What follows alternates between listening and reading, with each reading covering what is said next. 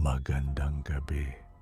O baka ito na ang gabing mapapansin mong hindi ka nag-iisa sa sarili mong tahanan. Ako, si Mang Hector. Lahat tayo ay may nakaugaliang iwan ang mga sapatos sa labas o sa may pintuan. Diba? Sabi ng mga matatanda, dapat laging nakatalikod ang sapatos sa pinto para hindi pumasok ang malas. Pero paano kung kahit anong ayos mo, ang sapatos mo ay laging nakaharap sa loob?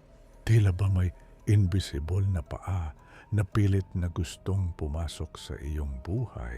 Maupo ka. Tignan mo ang mga sapatos mo ngayon. Sigurado ka bang nandoon pa rin ang mga ito kung saan mo iniwan? Pakinggan mo ang kwento ng sapatos sa pintuan. Si Mara ay kamakailan lang lumipat sa isang murang paupahang kwarto sa Maynila. Isang gabi, pag-uwi niya, maingat niyang inalis ang kanyang sapatos at iniwan itong nakaharap sa labas ng pinto. Isang turo ng kanyang lola para palayasin ang ligaw na espiritu. Ngunit paglabas niya para kumuha ng tubig, pagkalipas ng isang oras, nakita niyang ang sapatos ay nakaharap na sa loob ng kwarto. Baka nasagi ko lang, isip ni Mara. Inayos niya itong muli, pero tuwing tatalikod siya, maririnig niya ang isang mahinang scuff, ang tunog ng goma na kumikis-kis sa sahig. Sa bawat gabi na lumilipas, ang sapatos ay hindi lang basta umiikot.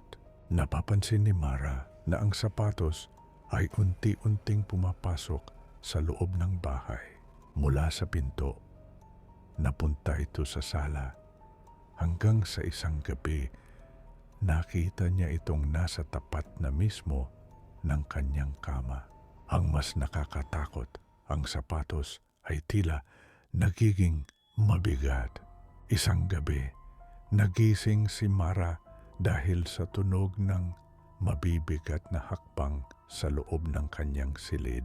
Thud, thud, thud. Pero wala siyang makitang tao.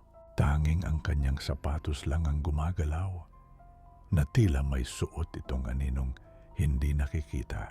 Sinubukan ni Mara na itapon ang sapatos sa basurahan sa labas ng subdivision. Ngunit pagbalik niya sa kwarto, ang sapatos ay nandoon na naman sa tapat ng kanyang kama.